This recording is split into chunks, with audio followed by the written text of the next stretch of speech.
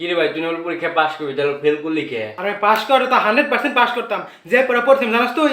আমার এই স্কুলে স্যার গেছে যে বাপের উপরে 10টা না লেখবার, আমি যে মুখস্থ করে গেছি পরীক্ষা হলে একবারে মুখস্থ। আবার পরীক্ষার প্রশ্ন কি আছে জানাস ভাই? লেখছি কি শেখ মুজিবের বাপের উপর 10টা না লেখো। এটা কি স্যার আমি গেছে কোশ্চেন আর কেমন লাগে? ও, পরে কি করছা?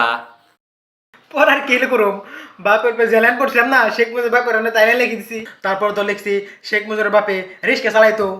তারপর আরো লিখছি শেখ মুজিবের বাপে সিরা পাঞ্জাবি আর একটা পায়জামা পেন্দে ঘুরতো। তারপর লিখছি দেখ শেখ মুজিবের বাপে ড্যান্ড্রফ শ্যাম্পু দে মাথা পুজো করতে খুব ভালোবাসতো। আমার হাতে অবাইছে ভাই, স্কুলে পড়াইছে যে বাড়ির 10টা পশুর নাম লেখো, আর পরীক্ষার প্রশ্নে আইছে জঙ্গলের 10টা পশুর নাম লেখো। এটা কোনো কথা? পরে কি করছা? পরে আর কি লিখুম ভাই, বাড়ির 10টা পশুর নাম লিখে লিখে দিছি যে জঙ্গলে ছাইড়ে যান গা। এটা কোনো কথাই না। আমার আমার লগে কি হয়েছে জানোস? সারি গেছে আমারে যে একজন মানুষ হলে 206 ডাটি থাকি, কারণ পরীক্ষা হলাইছে যে জিসে আসলে কয় ডাটি দেখছি না আমি এটা কে বা করে কমো। জিসে যত দাদা মানুষ আর হয়তো আমার বন্ধু, কারণ অসল কাইটা আমি কি বা করে আটি দুম বা এটা কোনো মানবতা খাইতে পারবো যে জিসে আসলে আমি কাটুম। আর ওটা তো কিছুই নাই, আমার হাতে কিছু জানোস?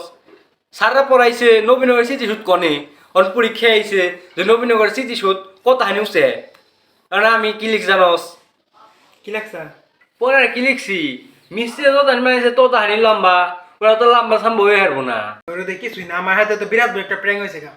সারা আমি রেখেছি যে মহাকাশের মধ্যে বাতাস নাই কে অন পরীক্ষা হলাইছি যে মহাকাশের মধ্যে পানি নাই কে। পর আমি পরীক্ষার মধ্যে লিখেছি যে মহাকাশের মধ্যে তো সেপাকেও কলে লাগাই নাই কে, তাহলে পানি নেবে কোন থেকে? আরে ভাই, সারা চাই না যে আমরা পাস করি, এ নিয়ে যত সব বিখাউজ মার্কা প্রশ্ন বানায়।